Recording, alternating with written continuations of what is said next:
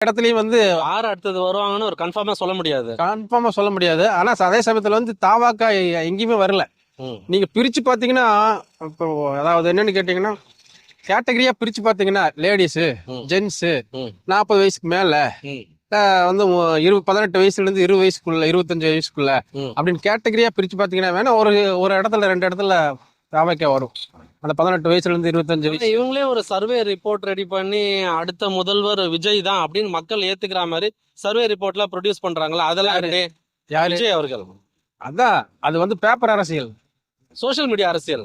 Social media அரசியல், paper அரசியல். Paper அரசியல் வந்து போண்டா பொட்டலம் கட்டத்தான் லாக்கி அப்படிங்கிற மாதிரி அந்த அளவுக்கு தான் இருக்கு. ம். அவரும் இந்த எலெக்ஷன் முடியறதுக்கு முன்னாடியே பொட்டலம் கட்டி தூக்கி போட்டுருவாங்க. அந்த மாதிரி தான் லெவல் இருக்காரு அப்படின்னு தான் எல்லா தகவலுமே வரைக்கும் வருது. இந்த அரசியல்ங்கிறது சாதாரண விஷயம் இல்லை. அரசியல சூடு வாங்கினாங்கன்னா அதை